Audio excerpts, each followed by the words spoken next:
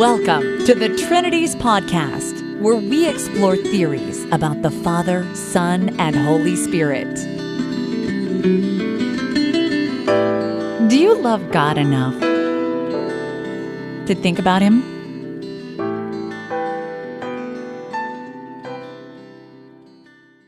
Episode 331, Dr. Joshua Sijuwade on the metaphysics of Monarchical Trinitarianism. In this episode, Dr. Sijuwade and I discuss his recent article called Monarchical Trinitarianism, a Metaphysical Proposal. In this piece, he starts with the kind of, quote, monarchical Trinitarianism which we discussed in episode 330, and he develops the model a bit using some metaphysical ideas from the late metaphysician E.J. Lowe. Dr. Sijuwade detects a problem of compatibility between the undeveloped theory and the Nicene claim that there is only one ousia between the Father, Son, and Spirit. A more developed model, he suggests, can get around that sort of problem. And as we explore these themes, I suggest that the model faces a more fundamental and more serious problem. So grab yourself a coffee or tea, because this episode's going to get a bit metaphysical. Dr. Sijuwade, welcome back to the Trinities podcast. Thank you, Dale. Again, I'm really happy to be here. Thank you.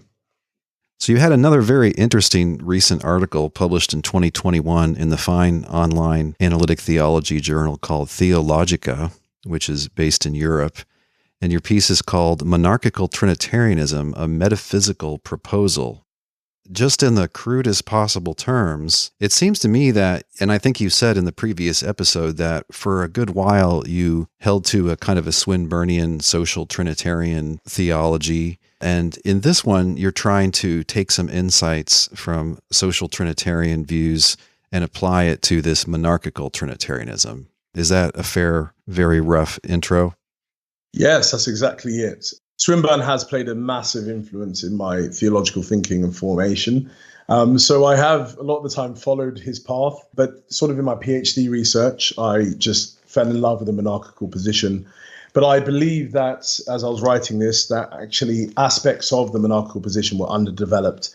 And so it could serve well to utilize some aspects of Swinburne's social Trinitarianism to further illuminate the doctrine itself and place sort of the doctrine in a more metaphysically grounded foundation than it sort of is at the moment.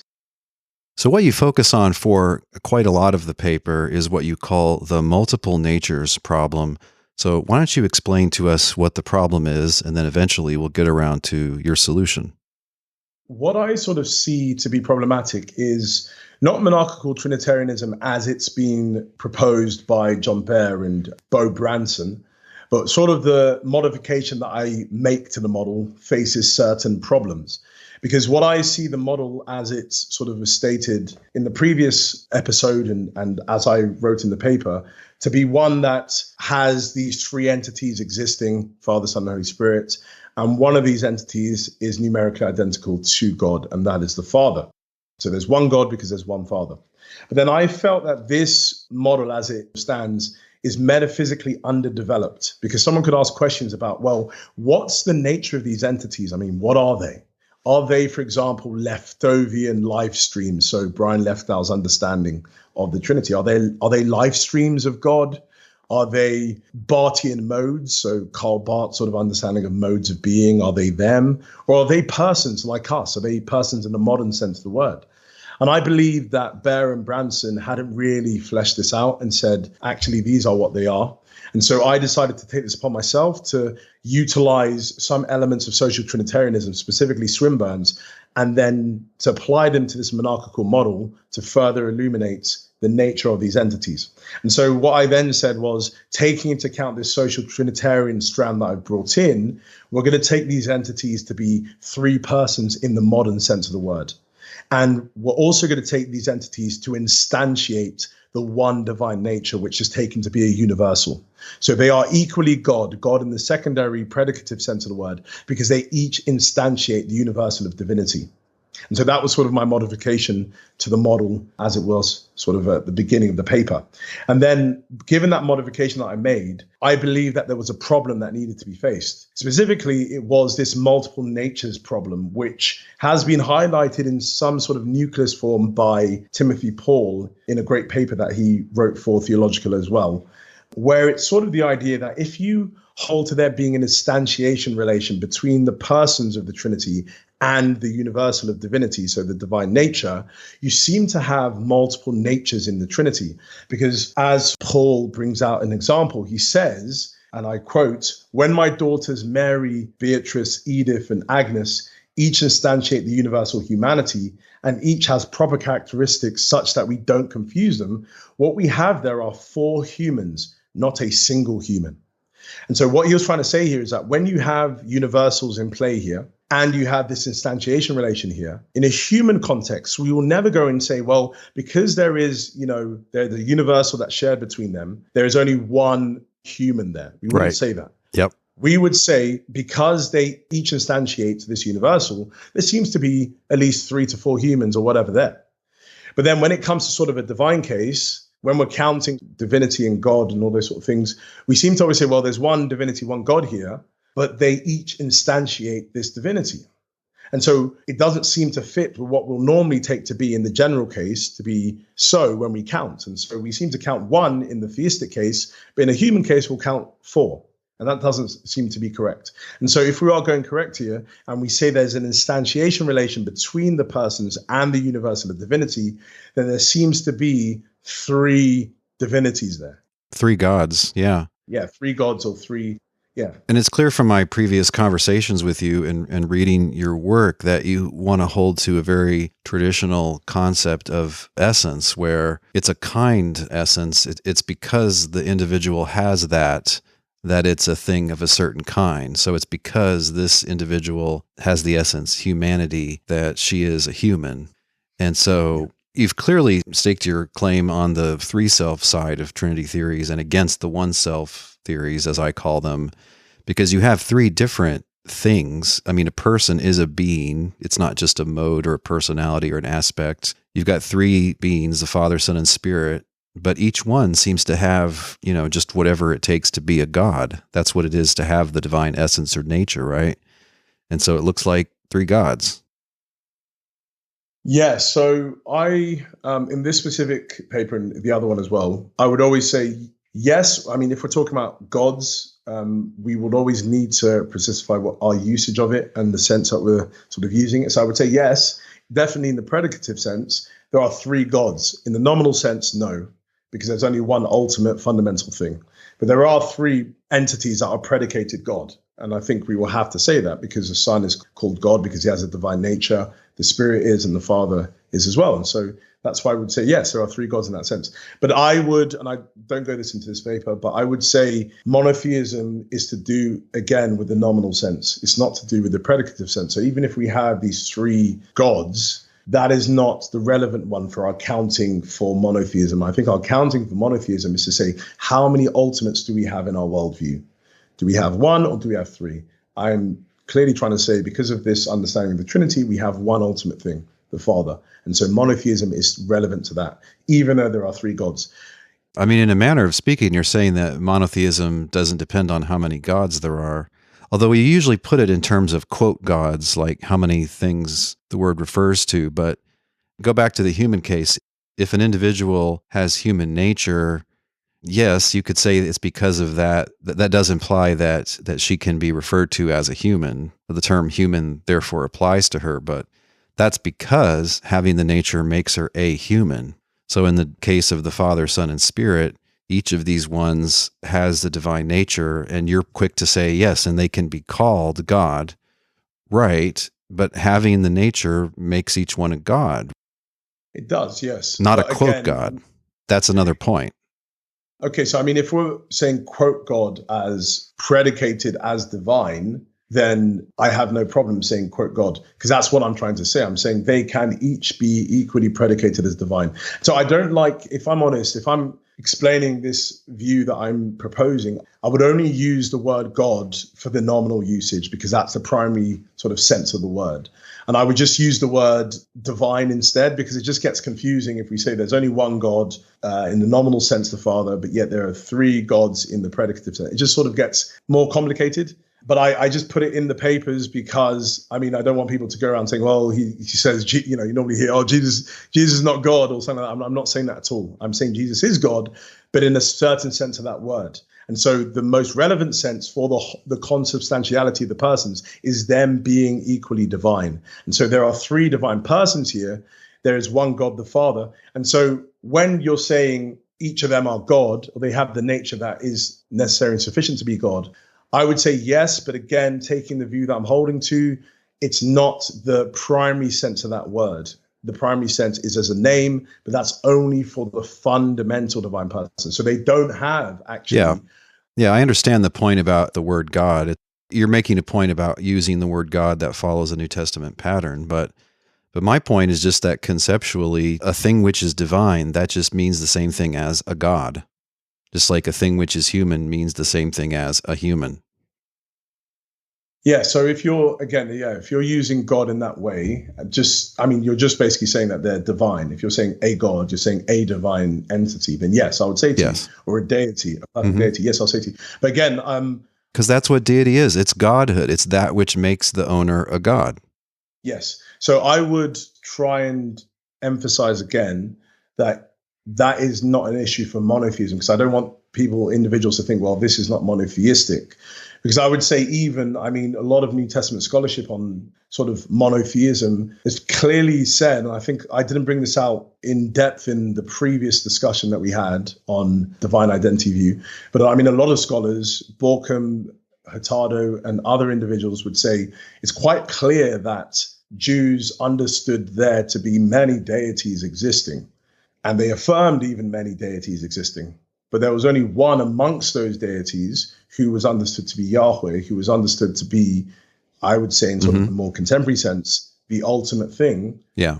And so that is a thing that sort of classed them, sort of took them away from the other polytheistic religions. But these angels and so on wouldn't be homoousion with the Father, despite that they are understood as, quote, deities.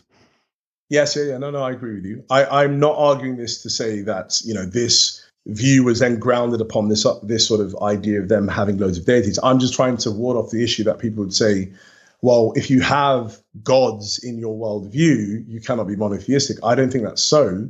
I think you can have gods in your worldview, yet there needs to be one of those gods who is understood to be God, the God, ho theos, and that is, in the Trinitarian worldview, the Father.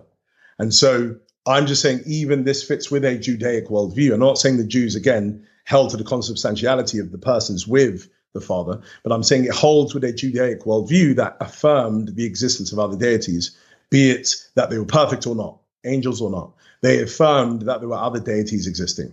And so Trinitarian would say, yes, there are other deities, that were existing. Specifically, the ones that are important are three perfect deities, the Father, Son, and Holy Spirit. And one of those perfect deities is understood to be ho theos, who is the God, who is the Father. And so that's what I'm just trying to emphasize here. Mm-hmm.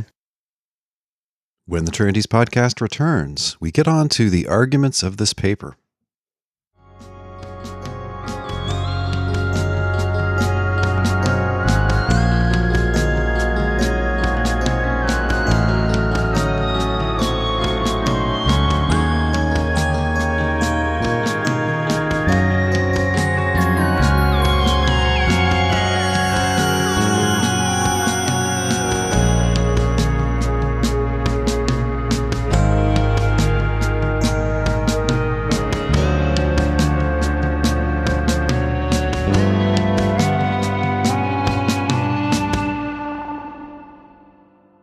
Returning back to the stream of the argument in the paper, there's this multiple natures problem that I bring out to the model that I've developed and put forward for people to look at. And it seems to be an issue because it's not so much that it makes the model polytheistic. It just seems to go against the homoousios issue, like the homoousion issue that the persons share this one nature. And so if they all have these multiple natures, it doesn't seem to be that they all share this one nature, which I would take the homoousion to be predicated upon. And so if there are multiple natures, I'm not saying this is the polytheistic issue, it just seems to be a homoousion issue. And so I think that needs to be dealt with if we're going to hold to pro-Nicene Trinitarianism. And so I tried to do that in the article by utilizing the metaphysics of Jonathan Lowe, very, very influential metaphysician, passed away, I think it was 2012 or 2013, very sadly. But he's done great work in metaphysics. And specifically, he put forward an ontological framework and system, specifically in a natural sciences context. But I believe that this framework can be utilized in a theistic context and many other contexts as well, because I think it's just very robust. And so in this ontological framework, which he terms the 4-category ontology, you have basically 4 ontological categories that are affirmed to exist. So you have the category of objects. So for example, a table, that'll be an object. You then have the category of kinds. So the table instantiates the kind table. And then you also have another category called attributes. This category of attributes is just the category of properties in the normal sense of the word. Now, the interesting thing about this category is that an entity, so specifically an object, does not instantiate attributes.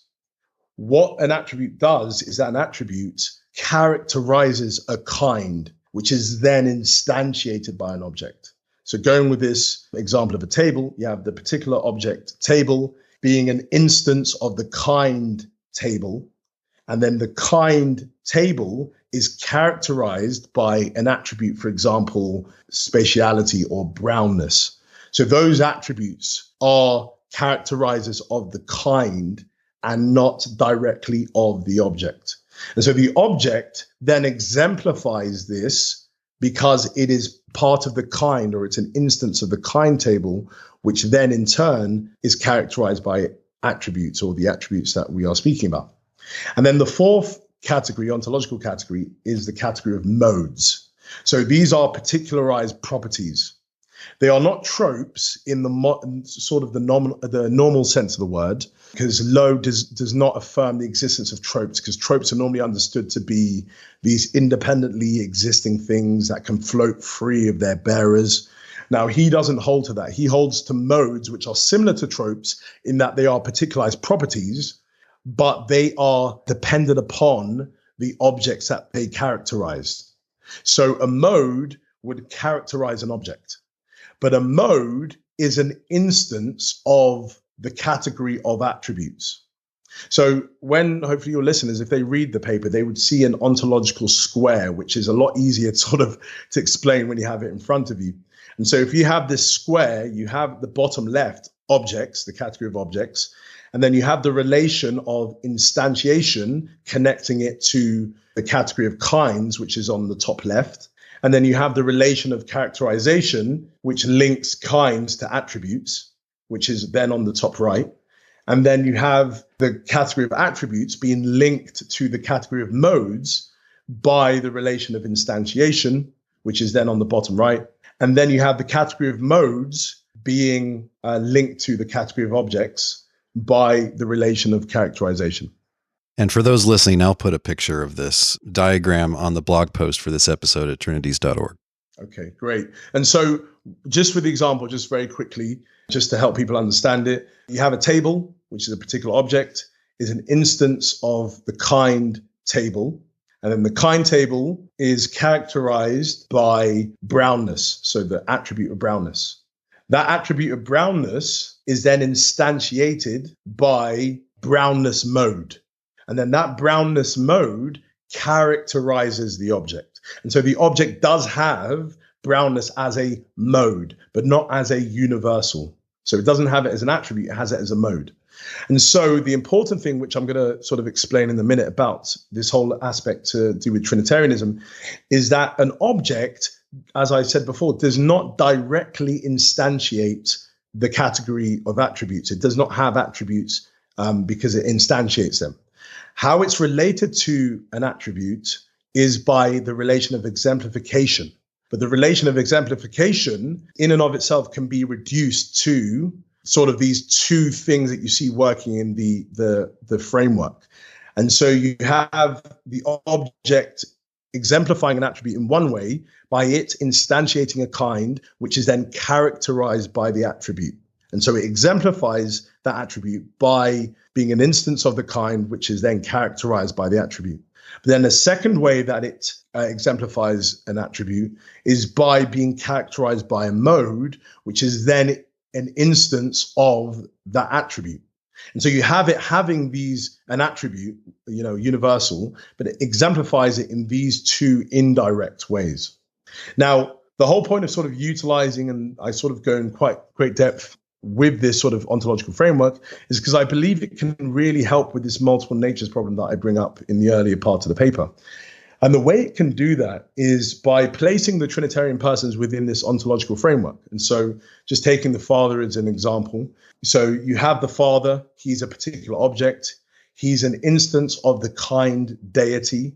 And then the kind deity is characterized by what I call a divinity attribute. So the attribute of divinity that characterizes the kind, which he is an instance of. And so he exemplifies that in that first way. He exemplifies the divinity attribute in that first way by being an instance of the kind, which is characterized by that attribute.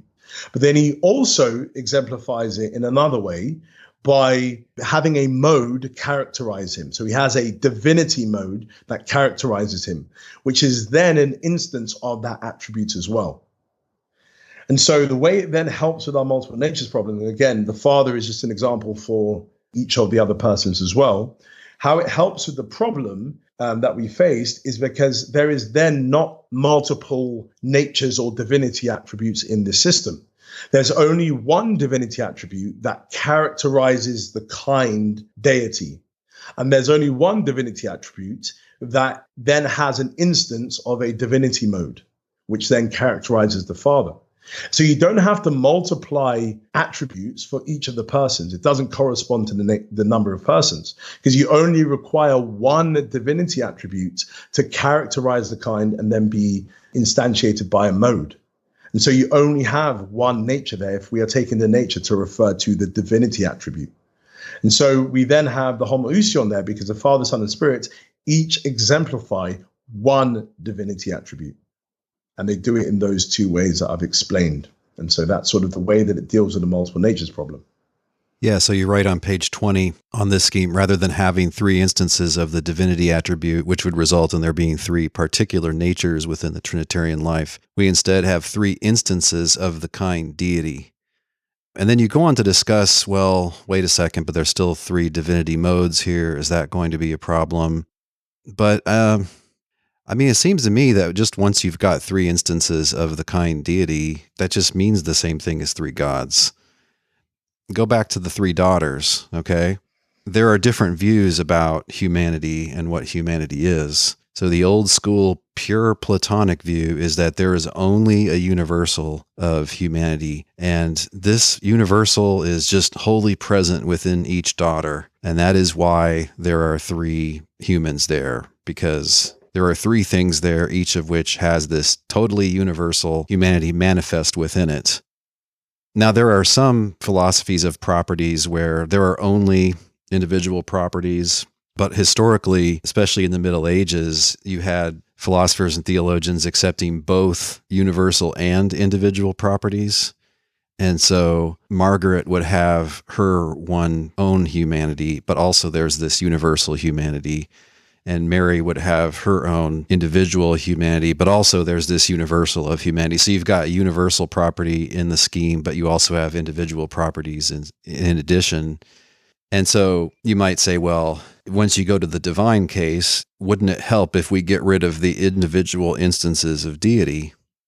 And I don't know if that really does help, because go back to the pure Platonist. If you're a pure Platonist and you just don't countenance individual essences or individual properties at all, you have only universal properties, then still, if you've got three different things in which of each the universal humanity is manifest, it looks to me like just having those three things with that universal gives you three things of that kind. So doesn't this solution still leave that basic problem that we have three instances of the kind deity? even though we've gotten rid of, the individual deity attributes? Yes, in a way it does that by affirming, exactly like you said, that there are three instances of the kind deity. But I would not see that to be problematic in that the specific sort of Trinitarian framework that I'm working within is affirming that there are multiple deities within the sort of theistic case, that there are three deities. So that wasn't the problem that I saw, because I don't have a problem with there being three deities. The problem that I have is that if each of these deities have their own nature, then it seems to be problematic to say that they are consubstantial in a way, that they are homoousios. And so what I say then is that we locate the natures issue with how many instances of the universal, or what I term there, the attributes category. And so I say, well, you only have one attribute because you only require that to characterize the kind deity.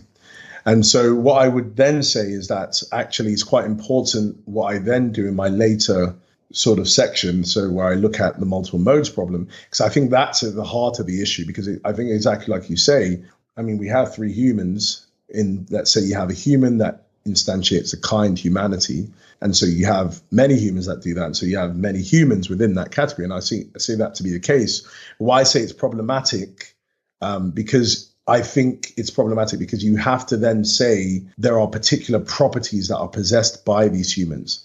They are individuals in a way, they are independent in a way, because they have their own particularized property. And so I think if we are being coherent on the matter, we need to bring into account the category of modes. So even if individuals didn't do that in the past, because they didn't affirm the existence of individualized properties, I think that they just did, but it wasn't clear, and they weren't clear on the matter, because I just can't see how a universal, which is an abstract object, could inhere within a subject, and it itself does not have it in a particularized fashion.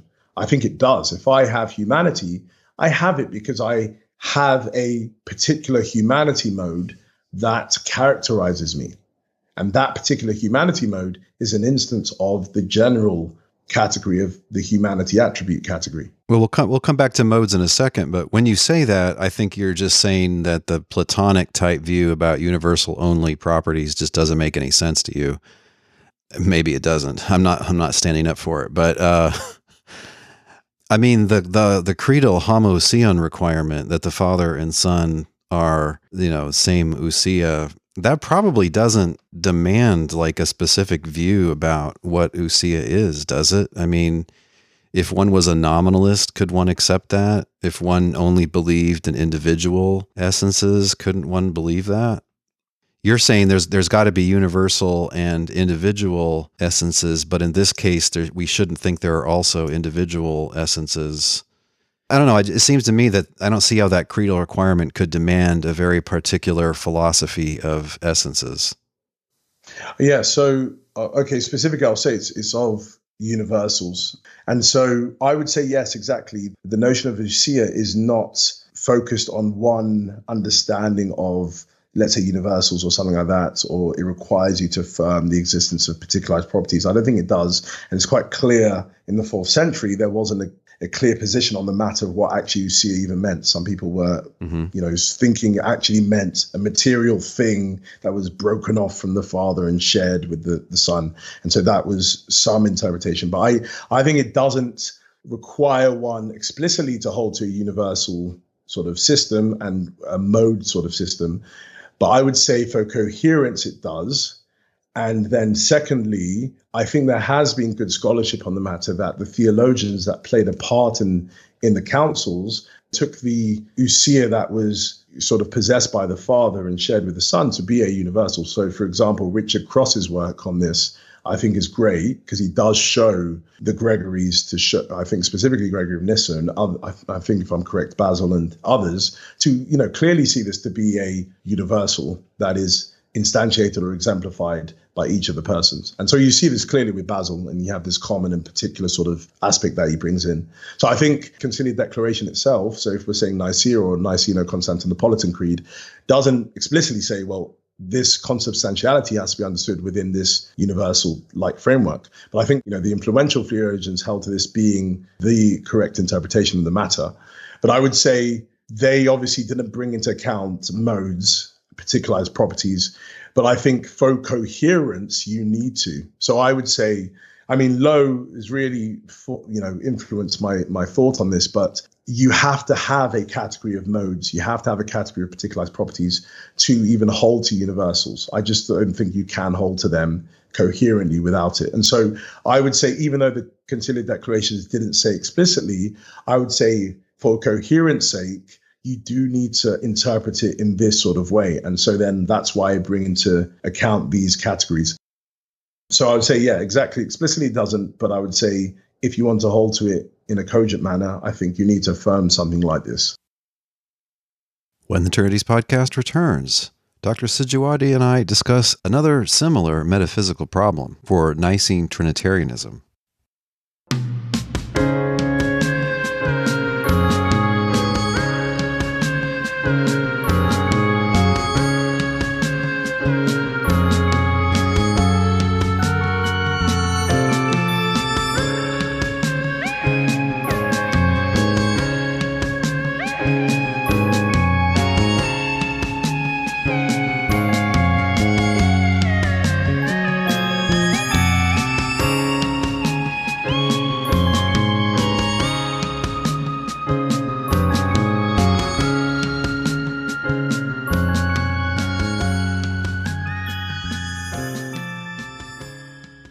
Okay, so if we get rid of individual instances of divinity, still, you write, we have on this Lowe scheme multiple instantiations of the divinity attribute.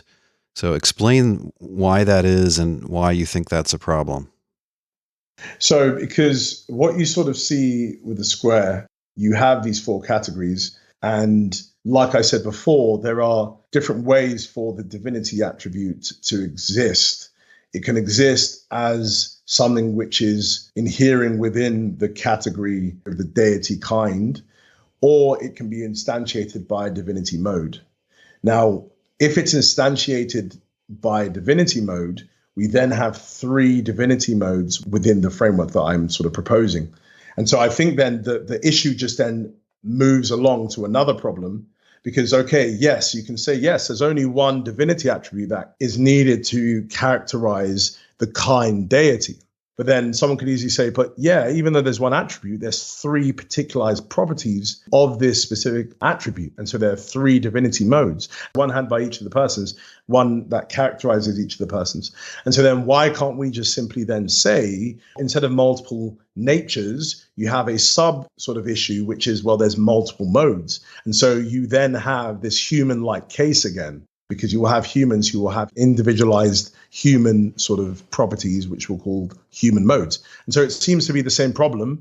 The problem hasn't really been dealt with. And so what I then say is, well, yes, I do believe that to be the case. I haven't really dealt with the problem in this specific sense. So humanity would be present in Mary in one way, but humanity would be present in Margaret in another way.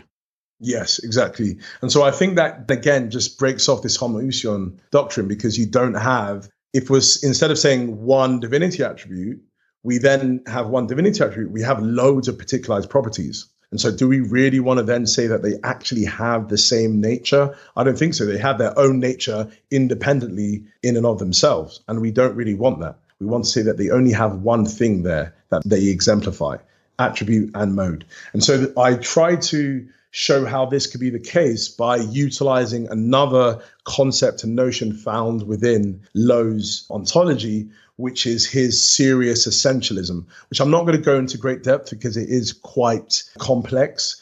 But in the previous episode, I started talking about essences and things like that. And Lowe is one of the big proponents of this non-modal understanding of essence. So him and Kit Fine have sort of spearheaded this idea. And so with sort of this idea of essence in play here, we have the real definition and notion that I brought in the last episode that we looked at, or the previous episode before that, where you have a definition of an entity, and that definition expresses the essence of that entity. And so what I then sort of say is that if we take into account this definitional understanding of an entity, we then realize certain things are the case within a Trinitarian context.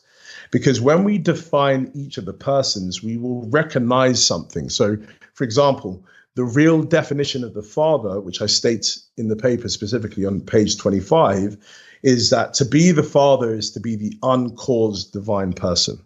Now, that's a real definition. I wouldn't say it's the most accurate because there's other things that can be added, but that's a good definition to go on. To be the Father is to be the uncaused divine person. Then to be the Son is to be the divine person who's caused to exist by the Father and the means by which the Father causes the Spirit to exist. So I just bring in the filioque there. Obviously, some people might not be happy with the filioque, but just sort of going with that, because also Swinburne, who I utilize to modify this model, does hold to the filioque. And then the Spirit is defined as to be the Spirit is to be the divine person who's caused to exist by the Father through the Son. And so we have these definitions here. But then something that we realize is that there is an entity, again, it could be a proposition about that entity, as I spoke about in our previous episode. You have this entity, the Father, who features in the real definition of the Son and features in the real definition of the Spirit. But he does not have any of the other persons featuring in his real definition. And so what that means is that the Father is defined as he is, but he does not, and I use the term essential constituent, he doesn't have any essential constituents. The Son has an essential constituent, the Father and the Spirit has an essential constituent or constituents, the Father and the Son. But the Father does not have any of the other persons as constituents of his essence because they do not feature in the real definition of him, which expresses the essence. I might have thought a real definition had to only include intrinsic features of a thing, or propositions, if you like, that have to do with intrinsic features. But I guess you're saying that that's not so. The essence of the Son a real definition of the Son can contain the Father. It wouldn't have to do with intrinsic features of the Son only? Yeah, it wouldn't. I don't bring into account the notion of intrinsicality. What I work with is, in this specific article, is the general and individual essence sort of distinction. And I sort of bring that out in the paper, which is laborious to go through, so I probably won't. But I sort of have a table on page 25 and 26 that has the general and individual essences of each of the persons. You then have the real definitions, and then you have the essential constituents of them. And so what I'm saying, the real definition expresses the general essence and the individual essence of the persons, this specific one. Now, when I was unpacking Fine in one of our previous episodes, I didn't go into that distinction because Fine doesn't hold to this individual and general essence, or he doesn't bring it into account in his framework, but Lowe does. And so the real definition that I was bringing out were something that expresses the general and individual essences of them. And so the Son, in his individual essence, has propositions about the Father featuring within it. He is, as I say there, caused to exist by the Father. And he's the means by which the Father causes the Spirit to exist. And so those are the things that individualize him. They make him the Son because he has those two propositions being true of him. And so that means then that in his real definition, he will have something about the Father featuring within him. Now, I would just flag something. Those who would listen to the previous episode might think, okay, how does this fit with, the idea that the Father has a Son existing within his real definition? Because as I say in the Borken paper, the Son is understood to be existing within the real definition of the Father. Now, I would say there are ways to work around this issue by bringing into account the constitutive and consequentialist notion of essence. And I'm not going to define them because it gets really difficult, but I'm just saying for the listeners that there are ways to bring this into sort of a coherence play with the previous article. And so what I'm looking at here is something which is to do with individual and general essences, but it can fit with what Fine has said. But I just don't really do that. But I think in later work, I will show it how it can be done. But specifically in this paper, I just say that the Father does not have the Son and the Spirit existing within, or propositions about him being true in the real definitions about him. And so he does not have any essential constituents, but the Son and the Spirit do. I'm confused by that, though, because doesn't the Father necessarily give rise to the Son and Spirit on your view? Yes. Okay. So that's why I was saying, okay, so this is actually dealt with in a footnote. It's a very long footnote. So it's on page 26 where the table is there as well. And it's a long footnote. But what I do is I do bring into account this constitutive and consequentialist notion of essence. And what I say is technically the Father giving rise to the Son and the Spirit are part of his consequentialist essence, but they are not part of his constitutive essence. His constitutive essence are just the basic things that are true about him. His consequentialist essence are just things that are true about him, but they are consequences of the basic things that are true about him. And so why I hold to that is because a basic thing that's true about the Father is he's perfectly good. A consequence of his perfect goodness is that he would give rise to the Son and the Spirit. And so technically he's part of his consequentialist essence. Now, hopefully a paper that will come out in the future showing how it does stem from his perfect goodness. But the whole point here is I'm saying the sort of real definitions that I'm looking at and the general individual essences that I'm looking at are to do with the constitutive essences of the persons. And so in the constitutive essence of the Father, he does not have the Son and Spirit and all those sort of things existing as an essential constituent of them. They're part of his consequentialist essence, which I'm not looking at. So what I say is that the individual and general divide can apply to a constitutive essence, and it can apply to a consequentialist essence. Now, what I'm just looking at in this article is a constitutive essence. So it is true, and I do affirm that the Son and Spirit do eternally arise from the Father, but that is not to do with his constitutive essence. And so I do deal with that issue because I did believe that would be an objection raised, and I do deal with it in a footnote and hopefully sufficient for the objection. But if not, anyway, this will be stuff that I will be working on later to further flesh out. But just going with this framework, general individual essence, real definition, essential constituent idea, I then sort of utilize these notions to show something to be the case about modes, because modes are understood in Lowe's framework to be identity dependent upon their bearers. That means a mode exists because it depends upon what that entity is. And so, for example, a redness mode can only exist as my mode because it is a mode of myself. And so let's say I had I don't know, I'm using red because I'm not red, but let's say we're just going with, okay, for a table, for example. So we have two red tables. They each are characterized by redness modes. Now, one of those tables has a redness mode, and that redness mode is dependent upon the identity of that table. It's the redness mode of that table, and it's not the redness mode of the second table. And so it's dependent upon the identity of a given entity. If that's so, and that's definitely the case in Lowe's framework, that modes are identity dependent upon their bearers, we seem to then have something to be the case here. Because what I mean by identity, Lowe understands identity to be essence. And so a mode is dependent upon the essence, the individual and general essence of that entity.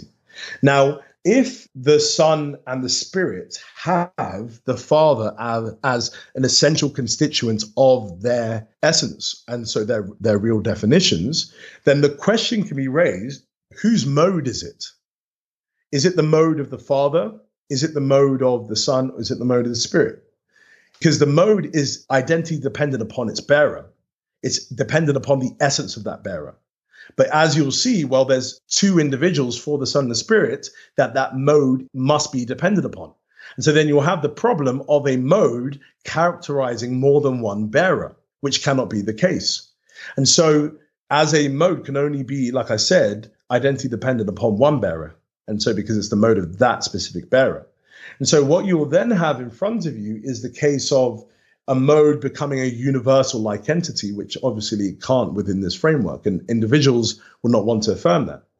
And so what you will then have to say is that if there's a mode that characterizes the Son and also characterizes the Spirit, this mode becomes a universal-like entity that characterizes many bearers, and it's identity dependent upon more than one bearer, which it cannot be. And so then I then say, well, there has to be two options that one can take, because one wouldn't want to hold to this as being correct. And so one can take option A, which is negating the possession of any divinity modes by the Son and the Spirit. So we say, well, because the Son and the Spirit have the Father and each other as essential constituents of them, they cannot have modes. They cannot be characterized by a divinity mode, because you'll have this issue. And so you just negate the existence of any divinity mode here, and you only retain that of the Father's, because the Father does not have any essential constituent. And so he can have a mode that directly is characterizing him. And so you can take that option and negate and say there's only one mode. And so you deal with the multiple modes problem because there's only one mode there now.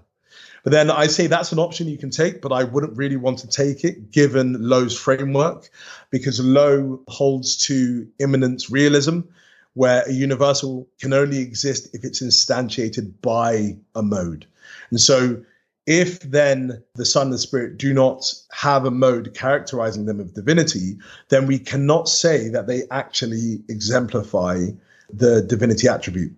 I do say that they exemplify in that first way by instantiating the kind deity, which is characterized by divinity attribute. But that's not really an important way, because it's more of a dispositional way than an occurrent way. And so we want to hold to them in some way occurrently. That means actually exemplifying that attribute. And so you could take that way, but then you'll just have to go against immanent realism as Lowe understands it. And you can do that, but I wouldn't want to, given I do assume this framework. And so I then give option B, which is retaining the divinity modes of the Son and the Spirit. And so someone will say, well, isn't that just then the multiple modes problem that you just spoke about? It isn't, because the way I understand it then is that I further precisify the way in which they are characterized by a divinity mode. What I take to be the case is that the Father is the only divine person who is characterized by a divinity mode directly. The Son and the Spirit are characterized by the Father's divinity mode, by him being an essential constituent of them. Because the Father, or propositions you can say are true of him existing within their essences, their real definitions, they then can have what he has, if you understand what I mean. And so because he has the divinity mode characterizing him directly, because he is part of their essence, they then have his divinity mode in an indirect fashion. So I say they indirectly are characterized by the Father's divinity mode, and he's directly characterized by that divinity mode. Now, this is not an ad hoc move, so I'll ward off that objection, because Lowe does hold to the possibility of this type of thing for, he would say, spatially coincidental entities. So, for example, you might have, the famous clay and statue sort of entity. And so what you will have here is that, for example, in this sort of case, you will have, let's say, a weight mode. It seems to be the case that the same weight mode characterizes the clay and characterizes the statue. Let's say they are distinct. Obviously, someone might say they're identical, but let's say they are distinct. You have the same mode characterizing both of those things. And so what you then have is a mode being able to characterize these things, but it only can do that because one of these things, let's say the clay, constitutes the statue. The clay is part of the statue in a way. And so it's a constituent of it. And so that's why it can then have its modes characterizing it. Yeah. So the clay and the statue are supposed to be two very closely related, although numerically distinct things. Yes. But what I do is I don't say that's, wholly analogous to the case that I'm showing. What I say is that you can have an essential coincident objects. What I mean by that is you just have an object that has some things residing within its essence. You have some things being an essential constituent of it in an analogous fashion to the way that the clay is a constituent of the statue. But Dr. Sijuwade, couldn't you just have three gods that were related in this way, where one of them has the divinity mode individually and the other one have their divinity modes through him in some sense? You could, but I don't know why you wouldn't call that Trinitarianism. I just think you could have that case, but I don't think we do have that case outside of Trinitarianism. And so I don't think it to be problematic. And so, yeah, you could have other divine entities do that, but I just think it's done so in the Trinity, given the framework we are working within. And so the essential constituents of the Son and Spirit is the Father. They have each other, but I say that they are not primary constituents. The Father is a primary constituent of the Son and Spirit. And so what he has, the specific mode that characterizes him, can indirectly characterize the Son and the Spirit. And so all that we need to hold to then is there being one mode within this framework, one mode that characterizes the Father, which then indirectly characterizes the Son and Spirit because he's an essential constituent of them. And so we then have at the end of sort of the article, the position that I reach is that you can have the homoousios here in a specific fashion defined within this framework, specifically in the way that I define it is just that this is on page 37 for those who would read the article. The Father, the Son, and Spirit, each dispositionally and directly or indirectly currently exemplify the one divinity attribute. Now, this dispositional occurrence language, I didn't bring out specifically now, but it's just to say that in the square, they exemplify it in the first way, like I said, by instantiating the kind, which is then characterized by this divinity attribute. And they also exemplify it in the second way by having a mode that characterizes them. But specifically, I say directly or indirectly. So directly the Father, indirectly the Son and the Spirit. And so in that sort of homoousios specification that I perform here, you only need one divinity attribute and you only need one divinity mode for this to work. And so there's only one nature if you take it to be a divinity attribute or you take it to be a divinity mode. You don't need to say there's multiple natures or multiple attributes. You don't need to say that there's multiple modes either. And so what I then sort of reach in a long article, and I do pray for those who do read it, and they'll get through it somehow. I do get to the position that I feel that the monarchical sort of model that I then propose with this sort of modification that takes into account social Trinitarianism is a metaphysically robust model, which the previous understanding of monarchical Trinitarianism wasn't. And so we can affirm, which is exactly on page 36, that for the first sort of strand, which I call the social strand, that there are three relationally distinct persons, i.e. pure mental substances within the Trinity, the Father, the Son, and the Spirit, each of whom dispositionally and currently exemplifies the one divinity nature, i.e. the same divinity attribute, and thus are each equally termed God in the predicative sense. And then the monarchical strand, the one God in nominal sense is numerically identical to one of the entities, the Father, who is the sole ultimate source of the Son and Spirit. Now, this is a complementary article to the Building the Monarchy of the Father article, which we spoke about in the previous episode. And so these sort of definitions and this monarchical conceptualization need to be brought together. And so the important one for this article is that S strand, where I provide a precisification of the nature of the entities. They're persons, and they exemplify the same divinity attribute, and so can be called God in the predicative sense. And then the previous article is where I work on that M strand. So the understanding of the one God in the nominal sense is numerically identical to the one of the entities, the Father, because he is the fundamental divine person in the Trinity. He is independent and complete, and he grounds the existence of the Son and the Spirit. And so that's sort of the model that I'm proposing in these two articles. And hopefully somehow I've dealt with some of the issues that can be brought with them. And I look forward, to individuals hopefully engaging with it and bringing more objections that I can hopefully deal with. And we can sort of collaboratively work on it if it is seen to be a good model. Well, as you've just heard, it's not an easy piece, so you better have that extra large coffee and buckle up for some metaphysical mayhem. But we really appreciate your explaining it to us today, Dr. Sijuwade. So thanks for the conversation. Thank you very much. I really enjoyed myself. And yes, thank you. It's a privilege to be on this podcast. So thank you very much.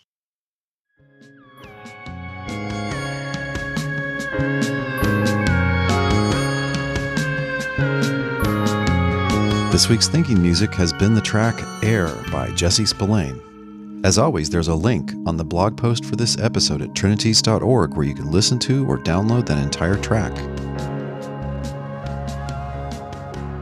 Every year that I've done the Trinities podcast, I've taken off the month of August.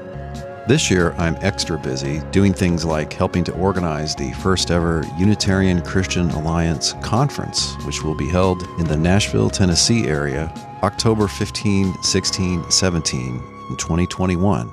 I'm incredibly excited about that event. But as I record this podcast, I don't yet have further details to reveal about it.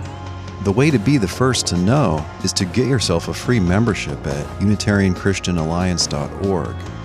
If you do that, you'll get an email, and it's that website which will have the registration soon for the conference. Just so you know, there is limited capacity there. Anyway, because I'm so overloaded with other duties, this year I'm taking the unusual step of also taking off July. So this will be the last new episode of the Trinities podcast until the first Monday of September. In the meantime, there's a massive back catalog you can catch up on, and I'll post at trinities.org some of my recent interview interactions, particularly with Muslim audiences.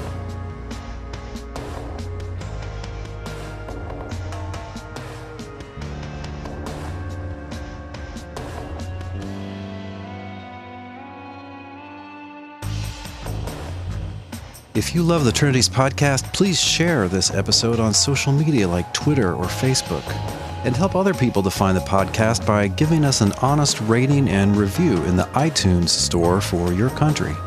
You can also support the Trinities podcast by giving a certain donation per episode.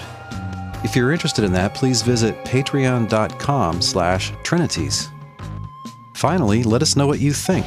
Give us a comment on the blog post for this episode, or join our Facebook group at facebook.com/groups/Trinities. The Trinities podcast is supported by and made for thinking believers like you. Thanks for your support, prayers, and encouragement.